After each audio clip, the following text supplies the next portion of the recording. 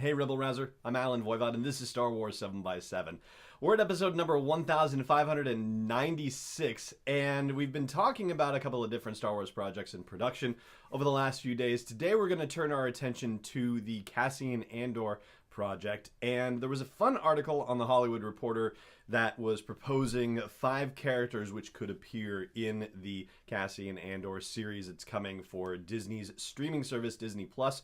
Probably in 2020. It's going into production next year, so that's what we're guessing it's going to be as far as a debut date on the Disney streaming service. And so I wanted to talk to you about the characters that were mentioned in this Hollywood Reporter article and tell you why I think a couple of them absolutely will not appear, and also add to it by saying here are a few characters I think will definitely appear, and also name some ones that I think will be storyline dependent. So let's jump into it. First off, one of the characters mentioned in the article I think will definitely not appear in this series on the light side of the house is Ahsoka Tano. And the reason why is basically because Lucasfilm has made no indication ever that they plan on bringing Ahsoka Tano into a live action situation.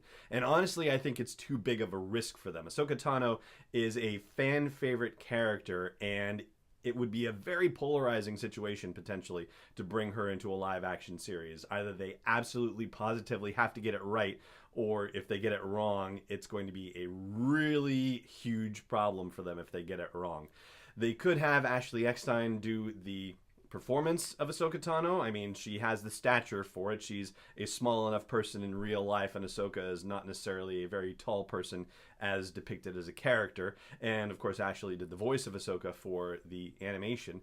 But yeah, I don't see that happening. And they obviously have a lot of other characters that they can deploy anyway, and new ones they can invent. But I think Ahsoka is too risky a character for them to go with in live action, so I think we will only see her in animation and in novels. And similarly, on the dark side of the house, Grand Admiral Thrawn is another character that was proposed in the article, and I don't see him showing up in this series either, for similar reasons in that they have tons of other characters that they can go with and explore, so I don't think they necessarily need to go the way of Thrawn. But they've also not given any indication of putting him in live action at all. And like Ahsoka, animation, he did very well.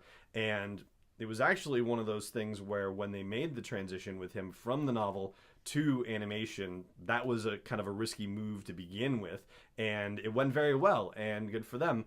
But yeah, it seems like it's just another risky proposition. If they get it right, great. If they don't, then it's probably not going to be as bad as the fallout from, say, getting Ahsoka Tano wrong, but it's still pretty bad. And all the blue makeup, yeah, they don't need to go to the trouble for it, basically. And I'll throw in one other character who you could theoretically say, has a reason to appear in the show, but I don't think will appear in the show, and that would be Agent Kallus from Star Wars Rebels. And the reason why is a rather obvious one, I guess, because, because Agent Kallus, as depicted in Star Wars Rebels, is a Caucasian person, and he is actually voiced by a gentleman named David Oyelowo, who is a British Nigerian gentleman and appeared as Martin Luther King Jr. in the movie Selma. So yeah, I don't think they're going to recast Kallus in order to make him appear in the show. So there are 3 characters that I think will definitely not appear in the new Cassian Andor series, even though timeline-wise they certainly could appear. Now, 3 characters that I think will appear in the show that were not mentioned in the article, and this one feels kind of obvious to me, or all of them feel kind of obvious to me, so you tell me. I think number 1 on this is Mon Mothma, Genevieve O'Reilly. I think she is going to show up in this thing. She has to. I mean, if Cassian is part of Rebel leadership, and if Mon Mothma is part of Rebel leadership, and this is going to be about Cassian going on spy adventures and so forth, I absolutely think that Mon Mothma is going to play a part in this series.